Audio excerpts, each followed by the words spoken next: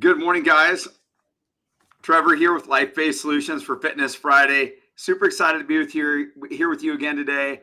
We're going to dive right into things, not make this a super long video for you, but we're going to do some fun stuff today. We're going to build a couple workouts. Then if you guys have questions or you'd like me to do some very specific things with some movements or things that you like or things you want to do, see if I can help out. And maybe we'll come back next week and help build a few more of these things. This is the part that I enjoy a lot, getting to actually construct workouts, program things. This is my passion. It's a lot of fun. So for those of you that are brand new to Fitness Friday, I'm Trevor Brown with Life-Based Solutions.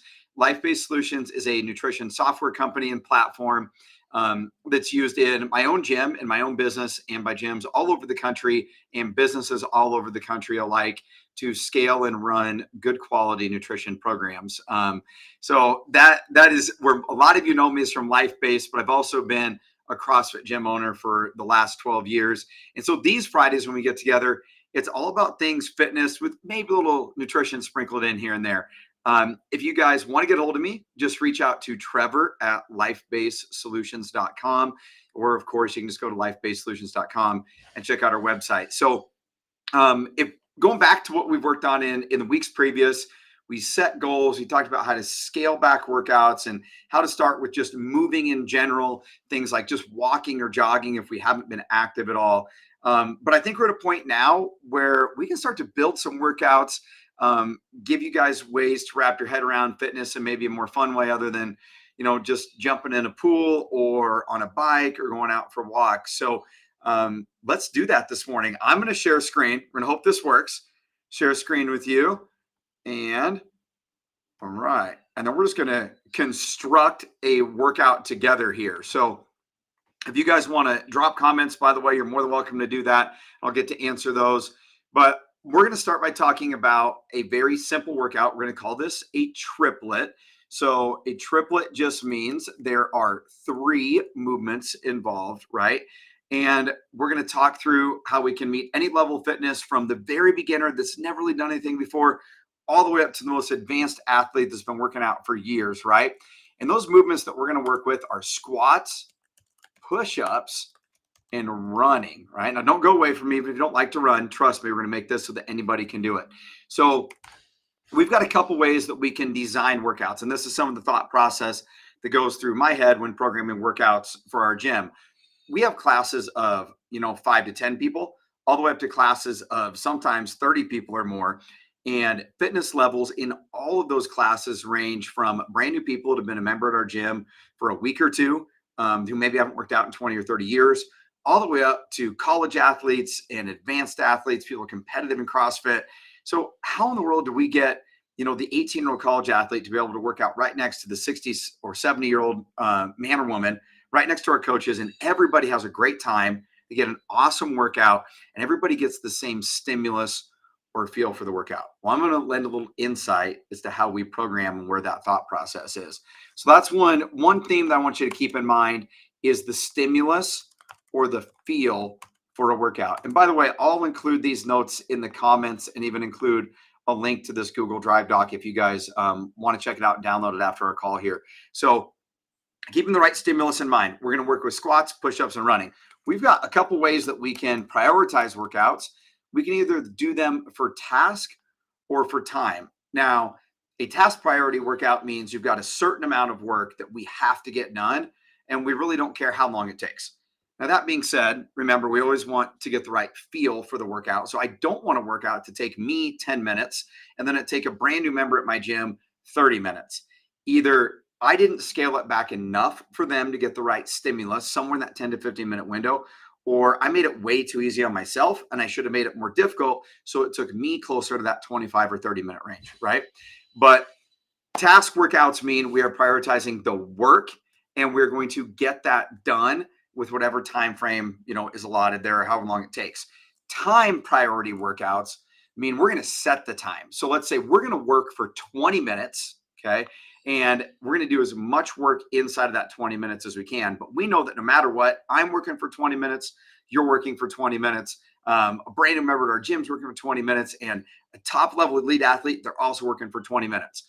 So when you're new to stuff or when you're trying to figure out ways to do things at home, I highly recommend doing them as time priority workouts.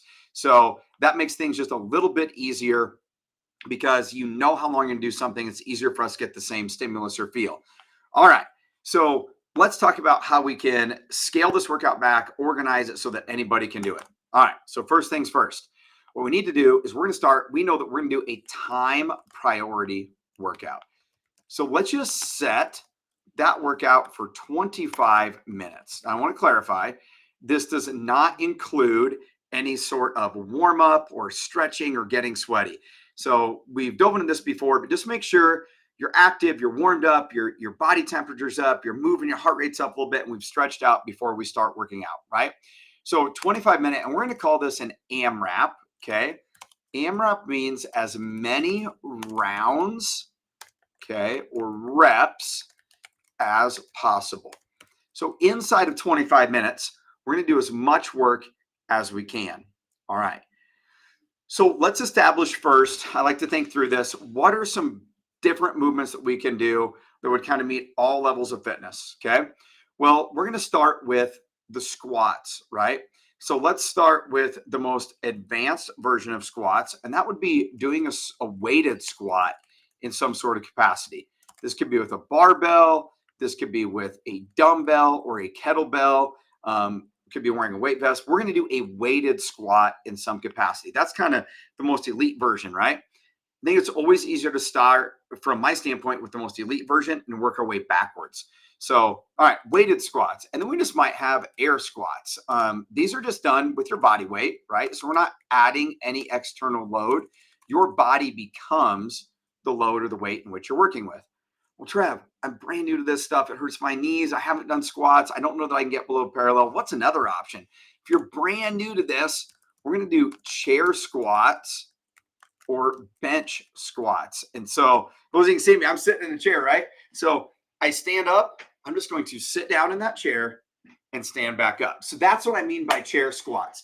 It's something that anybody can do. If you can sit on your couch at home, if you can sit on the toilet, we can do chair squats or bench squats, right? So that's going to be our ultimate scaling version for people that are brand new to things. And I promise, if you do enough of them, they're still going to make you sore in a really good way, right? Okay, well, let's talk about those push-ups. So now we've got push-ups that are going to be the top version of those would be weighted, right? And so we could do like a bench press with a barbell or maybe dumbbells, right? So that gives you guys an idea of how we can make those kind of that top level version there. And then we can do push-ups. Now we can do a bunch of variations of these. We could do hand release push-ups. We could do a T push-ups or a variation of these, a new military standard. We do clapping push-ups, right? So we can always make push-ups even harder themselves, a bunch of versions of these, right? So push-ups done at the deficit. Then how do I scale that back even further? Well, now I'm going to do push-ups on my knees. So knee push-ups is a way to scale those back. And then what if I still can't quite get through a range of motion, right? I can't touch my chest to the ground on my knees.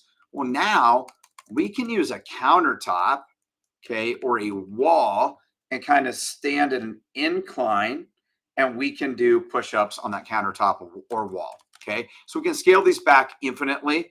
And now we've got the running portion. All right. So how can we make running even more difficult? Well, we can put a weight vest on. There's a traditional workout. Everybody does it across the world now. It's called Murph. This is done every Memorial Day weekend. If you guys haven't seen the movie Lone Survivor, check it out. That's Murphy is one of the people in the military in that movie, and that's who the workout is named after. But that workout is a mile run to buy in and buy out. So you end up running 2 miles, and it's done in a weight vest. So, and there's push-ups, pull-ups, and squats in the middle there too. But that's the way we can make running even more challenging, is adding a weight vest. Well, of course, we can run, or we can run faster to make it more challenging, right? We could do a brisk walk, or if that's too much, right, we can ride like a stationary bike or a bicycle outside, or an elliptical would be a great way to take pressure off of the knees and joints. There'd be some cool things along those lines that we can use. So gives you kind of an idea of some different options there of how we can scale back things. So we know what we're doing. We're doing squats, push-ups, and running. And we've got a few variations for kind of the top level, advanced version, an intermediate level, and then a beginner version. Okay. So we're going to do this for 25 minutes. All right. So we know that we're working for 25 minutes. All right. Sorry about my screen here. 25-minute AMRAP as we said above. Okay. And here's our beginner version. All right. So we're going to do 10 chair sits. All right. Then we're going to do 10 countertop / wall push-ups. Okay. Then we are going to bike or elliptical for a minute 30. Now, the reason why I didn't set like on machines you have calories or something along those lines, I really wanted to make sure that people are getting the same feel. And I know how I'm going to advance this workout and make it a little bit more challenging. So I feel like a minute and a half on a bike or elliptical, going as hard as you can for your fitness level, would be a great place to start. Okay, so what's our intermediate version of this workout? What are we going to do to make this slightly harder? Okay, well, we're going to do 15 air squats. So now you're removing that bench or chair. We're doing a few more reps because I feel like somebody that can do air squats in good form could probably do 15 of those about as fast as a person brand new to fitness can do 10 chair sets.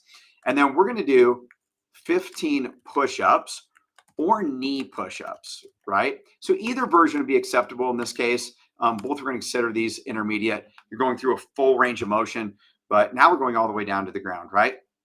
And now we're going to run 400 meters, or we're going to use any sort of cardio machine, that bike or that elliptical, for a minute 30, but you're going as hard as you can for your own fitness level. Okay. Guys are getting the pattern here, right? And now we've got our advanced version. So now we're just getting a little bit harder. Now we're going to do 15 goblet squats. So that's taking a dumbbell or a kettlebell, holding it in that front rack position, like the kettlebell or dumbbell, straight up and down, keeping it close to the body. So now we're doing what we call a goblet squat, and we're going to prescribe 50 pounds for guys, 35 pounds for ladies. And then you can always scale that weight up or down, right? This is a typical weight that we'd use here in our gym. And then we're going to do 15 dumbbell bench presses. Now you've got 2 dumbbells. We're going to use that same weight, 50 or 35. You're hanging onto 1 dumbbell. Now we're bench pressing 2 dumbbells. All right. And then once again, we're going to go right into, I'm going to bump this workout down onto the next page so we can stay together here. Running 400 meters or a minute 30 as hard as you can on any cardio machine. Okay. So now once again, I figured that I could do 15 goblet squats with a 50-pound dumbbell and then grab both dumbbells and do 15 bench press at 50 pounds, about the same amount of time, maybe a little bit longer, but really close to a person that's brand new to fitness doing those chair sits and things. Now we could also just change this and say, man, 15 reps is a lot. I'd love to do this version. What if we just do 10? Okay, cool. So now the beginner, the intermediate, and the advanced all got the same stimulus or feel for the workout, right? But now we're going to have an elite version. And this is going to be somebody maybe like CrossFit Games level is going to do. They're going to do 10 back squats with a barbell, or they could do front squats. And let's say that that weight is going to be 135 pounds for guys, 95 pounds for ladies. They're going to do 10, maybe they're going to do the same dumbbell bench, or maybe they're going to do barbell bench, right? And maybe they're going to use like 75% of their body weight, right? So if somebody weighs 200 pounds, they might be bench pressing 150 pounds, right? To give you an idea there. And then they're going to run 400 meters. And maybe they're even going to do it with a vest, because now we're really going to make it hard. So when I look at this workout and I know about how long this should take, I figure that everybody's going to be running or riding that bike or the elliptical for about a minute and a half. I know some people might be able to run 400 meters faster than that, but when you mix in all the other stuff over the course of the workout, 25 minutes, I think a minute and a half is a reasonable estimate. So if you're brand new, you might be pedaling your bike nice and easy, but you're going to work for a minute and a half so we get the same feel for the workout. Then I figure the other 2 movements, the squats and the push-ups, should probably take about a minute and a half. So we're looking at 3 minutes per round, right? And we're working for 25 minutes. So this would equate to roughly 8 rounds of the workout, right? So you might get through 8.5, you might finish 6 or 7, but you're roughly in that 6 to 8 round window. That's how I look at programming workouts, knowing the stimulus or the feel that we want to get. Now, what makes this a lot of fun is I look at that and let's say we did all body weight movements, right? 25-minute AMRAP, all body weight movements. Well, then I might program this workout the next week, could do the same thing, but use all weighted movements. And maybe we're not going to do it for time, but we're going to do 5 rounds, focusing on quality range of motion, quality reps, and moving some heavier weight. Way to do a different variation of really the same movement. Always keep the body guessing, right? Or the same workouts, and always keep the body guessing. So I hope that lent some insight, right? Kind of the thought process. So to recap real quick, we're going to pick 3 movements. So pick any 3 movements you like. And you can always reach out to me. I'll help you out with this. But pick an advanced, an intermediate, and then the ultimate beginner version, with keeping in mind a range of motion and trying to get the same stimulus or feel for anything we're doing. Then we need to decide, do we want to prioritize getting a certain amount of work done? Like we're going to go through it 5 times, no matter how long it takes, or time. I want it for 10 minutes or 15 or 20. When we're new to fitness and you haven't been around the programming game, running a gym and things, working with clients as long as I have, I think a way to do this is always prioritizing time. That way, like you and your kids, you and your husband or wife, or you and some friends could always work out for the same amount of time together, that 20, 25, 30 minutes. Remember, always warm up first. So then we just kind of lay these out. What are different variations of each movement? My squats, my push-ups, and my running, how to make them super hard and how to make them easy enough so that even the beginner to fitness can do them. Let's set how long we want to work. And now we're going to take the beginner movement, the easiest one from each of those categories, assign a number of repetitions to it. And then we're going to take the intermediate, assign a number of repetitions, and then advanced. And then we even add elite, that's like the heaviest weighted version. Keeping in mind that no matter which version you choose, these 4 versions, right, that anybody of any fitness level could do these together and get about the same amount of work done. That's how we create quality workouts for anybody to be able to do, right? So hope this helped, guys. It was a lot of fun being here with you this morning. If you need anything, feel free to reach out to me, Trevor at lifebasedsolutions.com, or check out our website at lifebasedsolutions.com. Feel free to drop comments when you see this post as well. I'll be back next week. You guys are awesome. Thanks for having me this morning.